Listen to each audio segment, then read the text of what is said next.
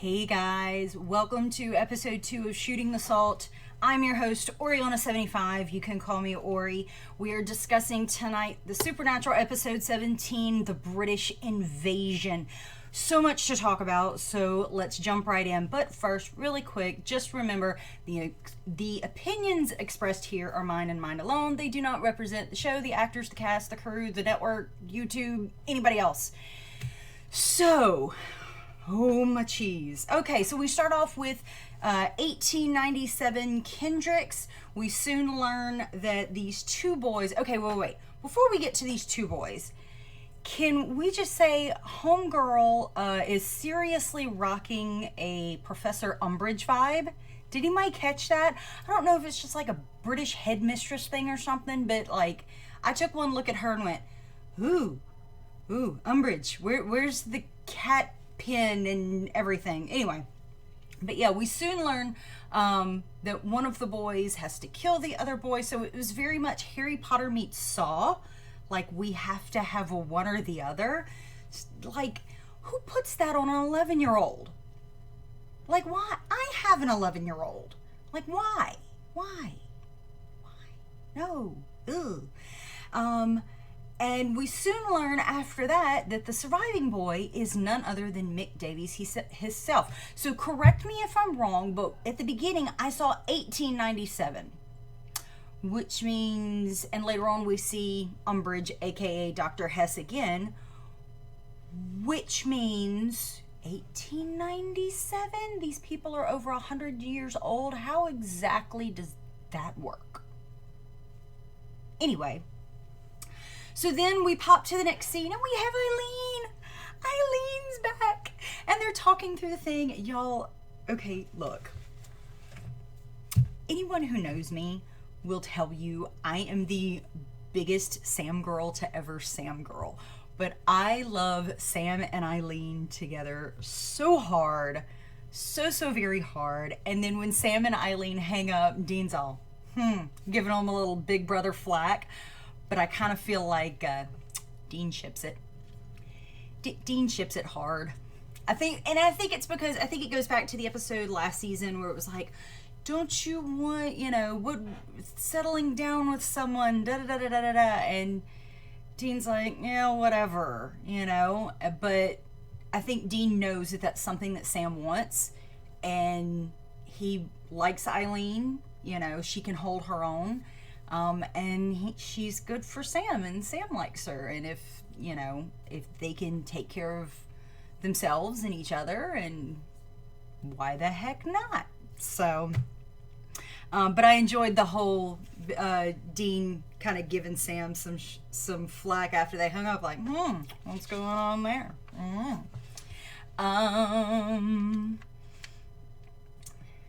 Yes. Sam's dimples so much tonight.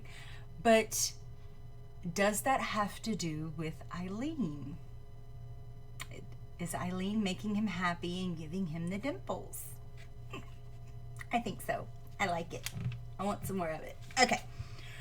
So, oh, and did anybody else catch the conversation between Lucifer and Dagon?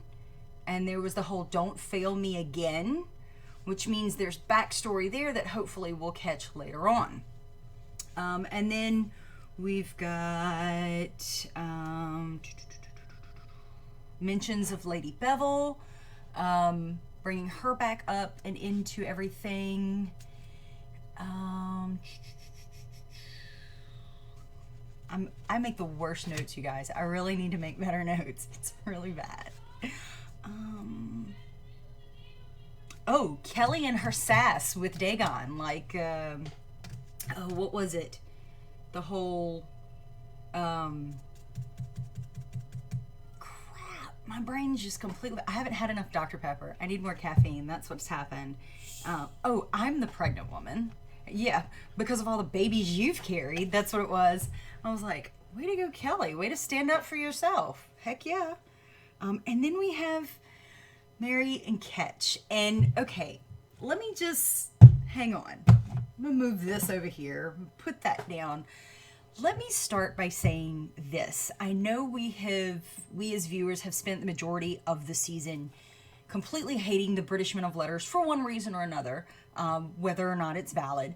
Not really liking Ketch, not really liking Mick, and a lot of us were very no about marrying Ketch, and I kind of get it. But at the same time, Mary's in a new world, a modern woman, and she's alone. Like, who, I mean, why the heck not? And I love the fact that she brought up to him later on, like, this doesn't mean anything, right? We're cool.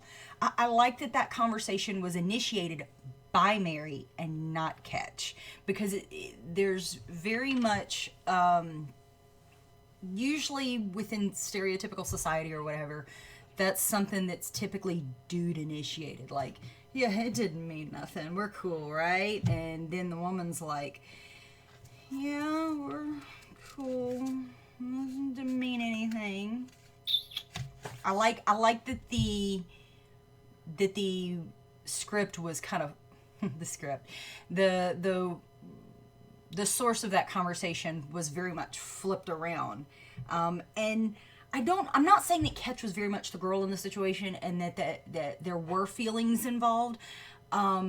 Because if you're not following, okay, first of all, if you're not following David Hayden Jones on Twitter, you're missing out. He's super cute. He's such a sweetheart. Anyway, so he's kind of, someone tweeted him earlier this week and was like, what's Ketch's biggest fear? And I want to say the answer was emotional intimacy. And so I think him kind of throwing us that bone was kind of a preview to this. And so I don't know how much of that I actually believe. I think he wants it, but yes, he is afraid of it. And so he's very much hands off. And so one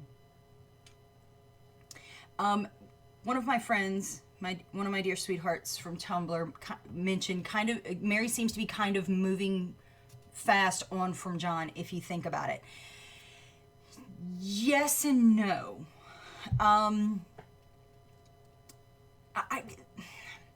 And this is why I say this. In logical time, Kelly got pregnant toward the beginning of the season, and we're not 3 or 4 months in, and we see the ultrasound today, and it looks more like a 6, 7, 8 month ultrasound. Now, do Nephilim grow faster? I don't know, but I think that was part of her, and I think her coming to terms with the fact that she was dead, now she's alive, and she's not in heaven. Her boys are grown. John's gone.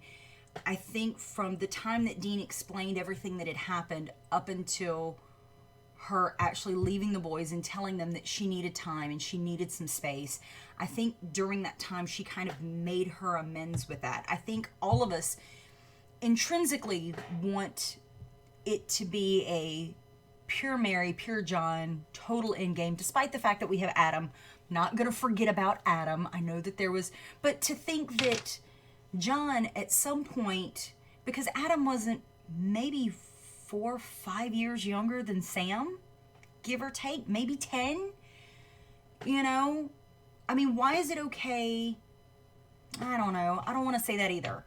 I don't want to say it's not okay that Mary did it when John did it, despite the fact that there is more time.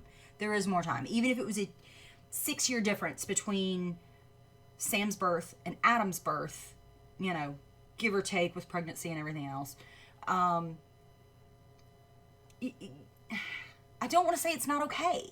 I mean, I don't think John would want her to mourn him for forever. And I think she realizes this is a very different world. John's not coming back. You know, and I think she's come to terms with that as well for her own self. But yeah, I'm not saying I'm not saying I agree with you, but I'm not saying I don't disagree either. I'm saying yay for women's empowerment if she felt so inclined. And they were drinking before, so maybe there was a little, why the heck not? Not to say that there's questionable. Look, I'm running rabbits. Anyway. But my friend Rachel, she's a grown woman. She can make her own decisions with her vagina and who gets in it. You're right. You're absolutely right, Rachel. I think in our day and age, everyone has the right to decide who goes where and what, and if they even want that. But I think part of it, I think all of us would partially rather, oh, I love John forever. I made this deal to save John way back in the day. See, now we're going way back. So, anyway, it's Natasha. It's not like Sam and Dean haven't slept with inappropriate people. Well, that's a whole nother bag of cookies. There you go. You're right, Zoo. We would hope our significant other would, move on if they were left here on Earth and we weren't. So I agree there. But yeah, it's kind of a real iffy situation. All right, let's keep going past that because we can talk that rabbit down all night. So yeah, we had the Marion Catch situation, and that was great. And then we get to learn, other than the flashback at the beginning and his dreaming flashback, a little more about Mick Davies or Michael Davies' past. That he was an orphan, he was a pickpocket. I'm like, oh, it's Oliver. Which I almost was like, is he making this up? But it just seemed too real for me. So I don't think he's making it up. I don't think he's trying to take the musical Oliver and superimpose it upon his own life or something. Not that Sam and Dean are going to call him out on that, although that would be a fun thing. Like, hey, Dean doesn't only like chick flicks, he likes musicals. So then we go to the doctor. We get Kelly and Dagon in with the doctor. And can I just say, as a woman who's had 2 children, that doctor was way too chipper. Like, if my OB comes in that happy, I'm gonna be like, look, I don't know how much caffeine you've had, but I like half it. That's just way too much. Let's get a look here, shall we? No, we good. We good.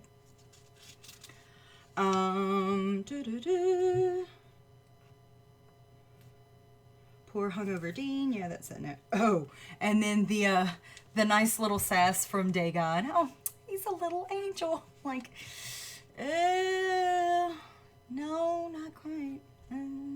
Well, technically Lucifer was an angel. So I guess in a way he is kind of part angel because that's the whole basis of a Nephilim. So, yeah. But it just, I don't know, just something about the way it came out. I was like, yeah, just the wrong side of angeldom there. And then Father, he's like, yeah, let me find out about the Father. I'm like, he's Lucifer. That's not gonna work. I wrote ew a bunch of times, and I don't remember what for. I can't remember, but there was an ew for some reason. Let's see. Oh, Rennie. I don't like Rennie. We were introduced to Rennie, which is Dr. Hess, also known as the British Dolores. Well, can't say British Dolores. The British Men of Letters version of Dolores Umbridge. And Rennie is her lapdog, sidekick, whatever. I don't like him. I didn't like him. I mean, the actor obviously did an excellent job because I don't think we were supposed to like him. But yeah. Oh, and then Demon comes to kill the dog. He's not so chipper anymore. He's chipped into pieces. Okay. I am not a huge Lucifer fan, which my friend Rose, who is currently in chat, is going to shoot me for, although she knows this information. Not a huge Lucifer fan. But let me just tell y'all, and Mark Pellegrino knows he creeps me out. I tweeted him that last season when we were going through the whole cast up for stuff. And I guess he thinks it's funny. But let me just say, Mark and Mark tonight were wonderful. All of the scenes tonight between Mark Sheppard and Mark Pellegrino were just phenomenal. So very phenomenal. The scene in the throne room where, like, yeah, the guy in charge, you know, and that whole thing was great. I know what the ew was. It was him licking the floor, Pellegrino licking the floor. And I don't know if y'all caught it when they first did it, but like when his tongue came up, there was something black on it, and I was just like, no, please tell me that's like licorice or gravy or something. But yeah, Mark Pellegrino and Mark Sheppard were excellent tonight, and I enjoyed it thoroughly.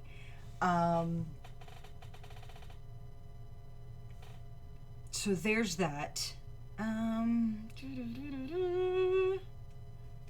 Oh, Dagon going to get the vitamins, the iron, and the calcium. She's so very over it. Yeah, got it. Bye. Sam's British accent. I don't know if Mick has rubbed off on him or if Ketch has rubbed off on him, but because I think if you're, a fan of the convention videos, we've got, we had that one scene that Jared pulled out his phone and Jared and Jensen are doing it, and they start doing this crazy British accent or what have you. They start making fun of Mark Sheppard. And I was just like, oh dear Lord, like, this is horrible. It's hilarious, but it's horrible. Sam's British accent was, I'm not going to say, it took me a second to realize that it was Sam on the phone, but it was good. It was good. I have to give Jared some props there. I don't know who's been giving him pointers, but he did good.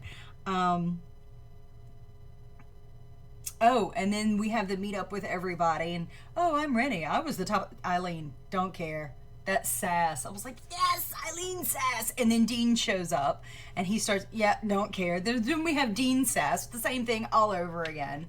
So very good. So very good. Really, Natasha says, I really hope, going back real quick, sorry, really hope Crowley knows Lucifer is up to something. Yes.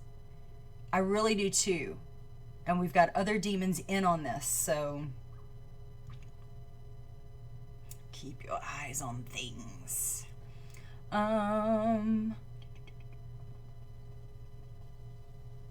Okay, going back to the No One Cares, everybody gets together.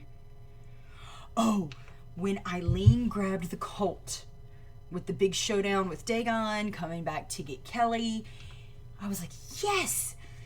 Eileen saves the day! Girl power! Yeah! And then she killed Rennie, which I wasn't too upset about. Sorry, Rennie. It just wasn't. But I hated it, but like the look on her face, I was like, yes! And then it was just, Dagon's gone, and I'm like, oh, no! It's like, poor thing. And then it's making the damn code, and he's having flashbacks to killing his friend, and I'm like, oh. All the curse words that I'm trying not to say right now. Oh, poor Eileen. It was horrible. It was horrible. I love, though, that Mick, in that moment, had a change of code, and I love that Sam was the one. Usually it is Sam. Sam's usually the one to talk someone down and change their minds 9 times out of 10. But I think but if Dean and Mick hadn't had that conversation last week about it's not always so black and white, I don't think that would have gone over. I don't think it would have been as believable. So hats off to the writers for using those two things to tie each other together, basically, because it worked very, very well. And then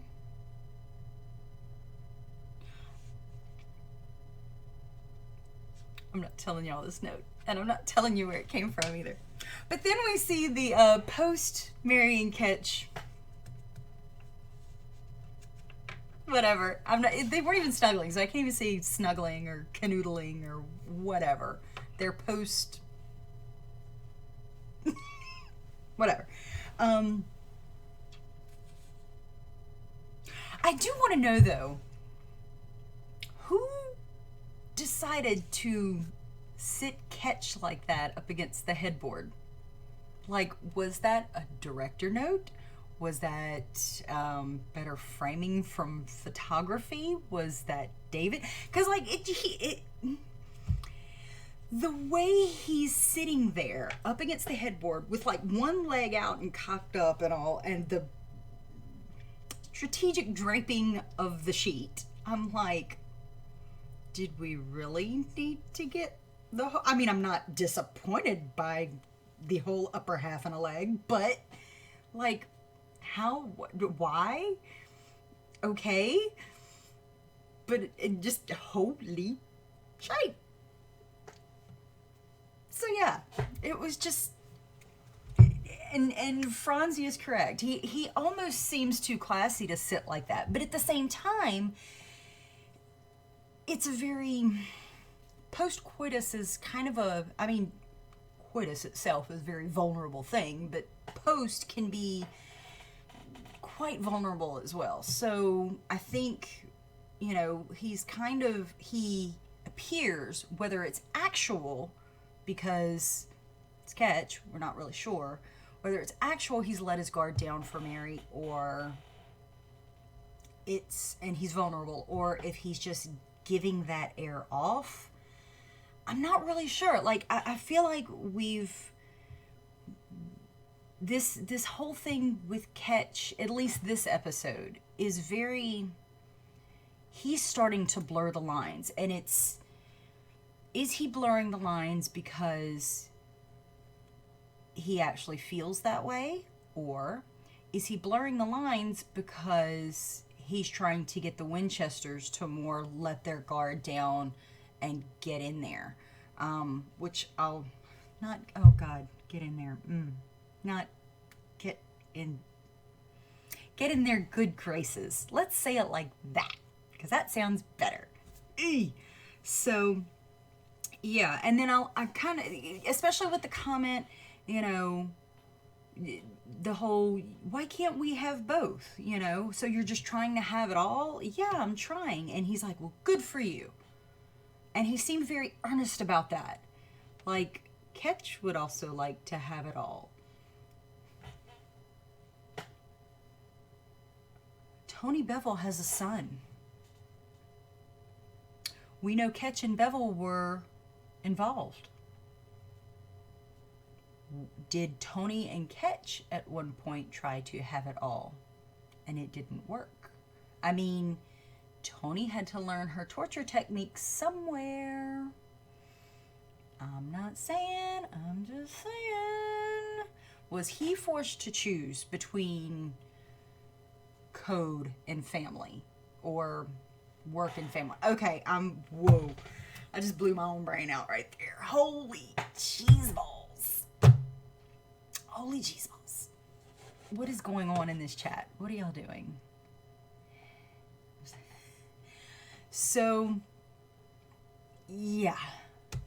I don't know. I just blew my own brain. And so then we go back to the bunker with the boys and Eileen, and that hug with Sam and Eileen, and just I really, hang on, let me see. Oh, okay. Yeah, we'll talk about that in a minute. So we finally get back to Kelly and Dagon. They discuss the entire, oh, the baby's fine. You, on the other hand, and of course, they had said something, Dagon and Lucifer had the conversation, oh, the container. Like, container? Girl, let me tell you something. If I was having a baby with somebody and I heard them call me a container, y'all, that wouldn't fly. That would not, no. That wouldn't fly. Anyway, but they said the container should last the duration. And then Dagon says to Kelly, oh, almost every Nephilim birthing is fatal. But if you remember, Lily Sunder is still with us, or, well, was still with us, and her child was a Nephilim. Not the one we originally thought with Achabel, but with other dude that she ended up killing later on. So apparently they aren't all fatal. That was my thinking through that whole thing. I'm like, well, what about Lily Sunder? So can't be that fatal. So oh, and then we go back to the British Men and Letters temporary bunker, and Umbridge, aka Dr. Hess, shows up, and they had this whole conversation, and Mick grows a backbone, and he's like, no, you don't understand, and da da da da da da da. So, oh, sorry, going back to the Lily Sunder conversation, Rachel says she also embraced the whole grace thing. I don't remember that part. Look, the roots are blonde. I do good to remember things. I know they don't look like it, but they are. It's hard to remember sometimes. So, oh, I know what you're talking about. She had taken on Grace, but I still wonder, was that before she was pregnant and had the baby, or was that after to get revenge for them killing her daughter? So that's something that we probably should look into. I think you make a good point that at what point, I might have to go back and rewatch that episode, because we've got to see when exactly she embraced the grace. Finger guns. Okay, so back to Umbridge, Dr. Hess, and Mick grows a backbone, and damn your code, and damn all the things, and you don't understand, and I've done everything for you. And then she starts talking about hunters. Hunters are dogs. You command and they obey, which makes me very... Ketch seems to be... Don't want to say Ketch has his own free will, necessarily, but he acts in such a way that it seems like he's kind of doing his own thing. I mean, yes, we know he's getting commands and he's carrying them out and so forth, but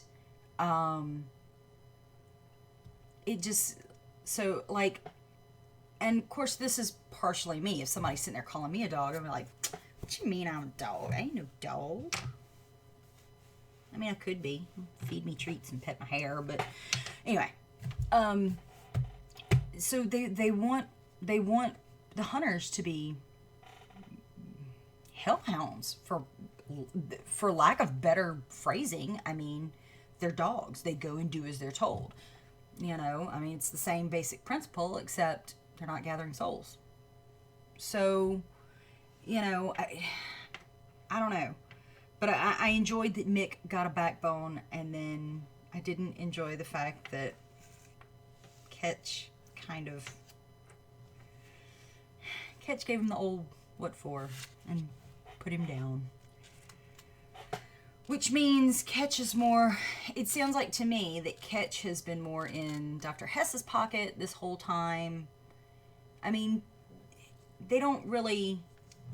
I think Rennie and Dr. Hess were there, showed up, like, they took the overnight right after they got off that call. Right after she got off the call with Mick.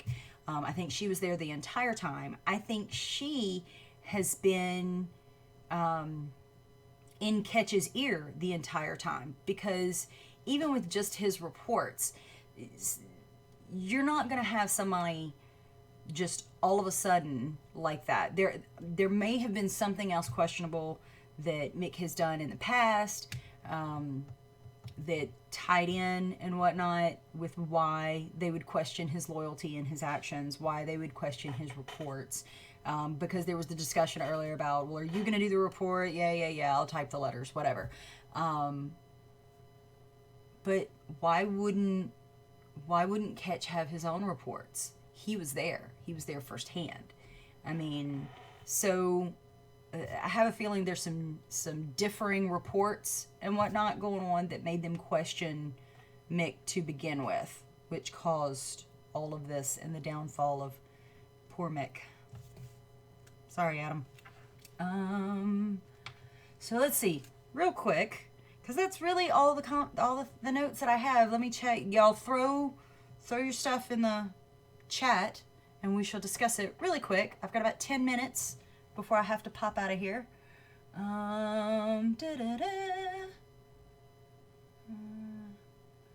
Oh yes, on the bed, over here. That is Freya. She's my kitten. I'm surprised she didn't look when I said something. Kitten! Hi, kitten. She's like, you woke me up from my nap. You're so rude. That's kitten. Let's see. Yeah, we just get to the point. Rose says she almost cried when Ketch shot Mick. She was not prepared.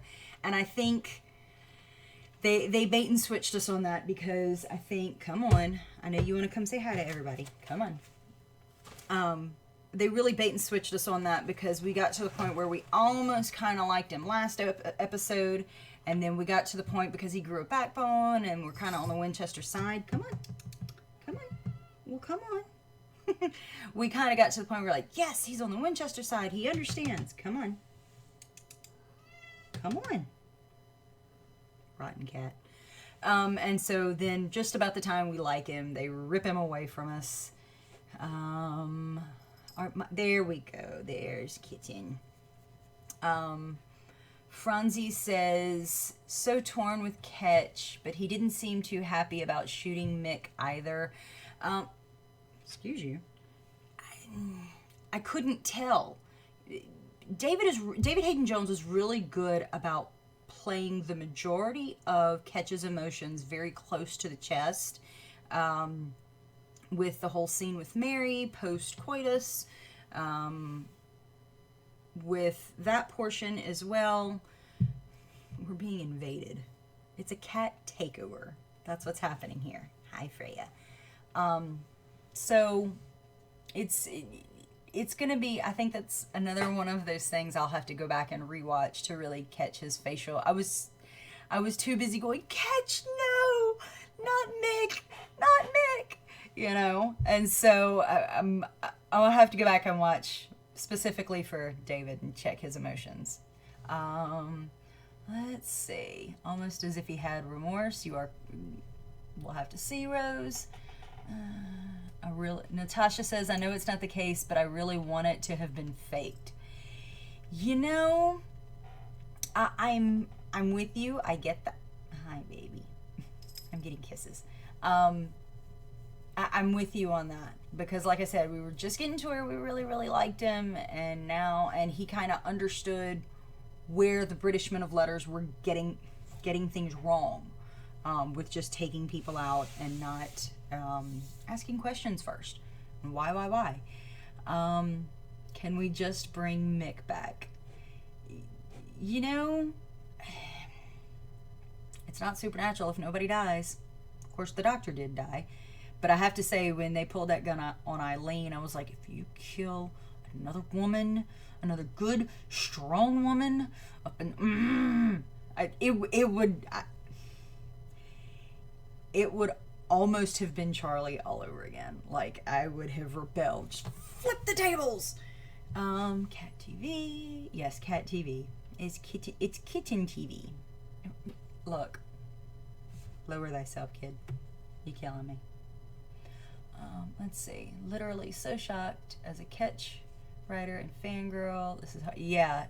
I get it, Franzi. I get it. It's, yeah. But it's, you can't be that surprised because this is who he was at the beginning of the season. This is how we were introduced to him. He was a killer without remorse. Now, whether or not he still is without remorse, that's a little iffy. But he's still under the command of British men of letters. We don't know what they have over him because he did bring up the whole thing with, you know, his family with Mary. So maybe Tony Bevel's son is also his son, and there's, if you don't obey your orders, there's repercussions towards your son. We know that there's probably no love lost between him and Lady Bevel, but you know. Let's see. Can we talk about Dean's hangover? Yes, Rose, we can talk about poor Dean's hangover. Gold medal in drinking. Wow. I never thought I would see the day where there was someone who wasn't, well, it's hard to say that I hesitate on calling Mick a hunter because before this episode, you hadn't really, or sorry, flip that, before last episode, before this current episode, before last current episode, we hadn't really seen Mick get his hands dirty until last episode. And then at the beginning of this one, we see that this is not his first time. You know, he killed his friend because he didn't feel like he had a choice. So seeing someone outdrink Dean, and it seems like Mick was as much of a functioning alcoholic as Dean is. So when Ketch made the comparison between himself and Dean, it looks like him and Mick were a little more similar than him and Ketch, which means Ketch is just trying to make inroads with the Winchesters, not shot. Let's see. Mick's demise felt very Game of Thrones and ruthless. Zoo, you are absolutely correct. Absolutely. It was very yikes. In 2 weeks, be prepared for what? Which I'm also now singing The Lion King in my head, just as an aside. Michelle is here. Franzi says, I know, like, this is Ketch, but it's still just so because of Mick. Yeah, pretty much. I mean, because Mick and Ketch seem very buddy-buddy, and so you would hesitate, you would think, to kill your buddy, to kill your friend, and apparently that's just not how things went down. Yikes.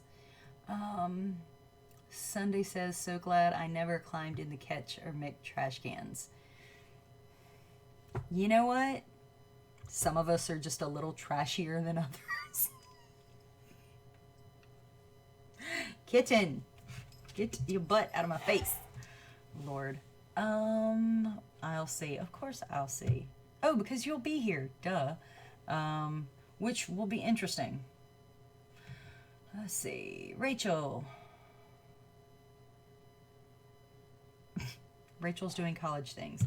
All right, so last words. I really think this was a great episode. I think as sad as it is to see Adam Fergus, aka Mick Davies, go, I think it served a purpose. I think things are only going to get nastier from here. I did not see the preview because I was logging in here and getting everything prepped for you guys. Michelle says I was just climbing into the Mick trash can and Ketch killed him. Well, trash can's a little... Never mind. That was going to be horrible. But yeah, next week, it's bound to get a lot more interesting. I'm hoping next week addresses Cass and where he's been and why he's been in heaven and all this, that, and the other. It's going to be interesting. Why is Rachel commenting Goat Man? I'm very confused. But that's all I've got this week, you guys. I am out of time. I have to run. Thank you so much for joining me. I greatly appreciate it. So don't forget to like and subscribe. If you're watching this later on, please leave your thoughts in the comments and I'll be happy to address them and give you a reply. You can also follow me on Twitter at Oriona75. And don't forget, you can also subscribe and follow the blog shootingthesalt.tumblr.com.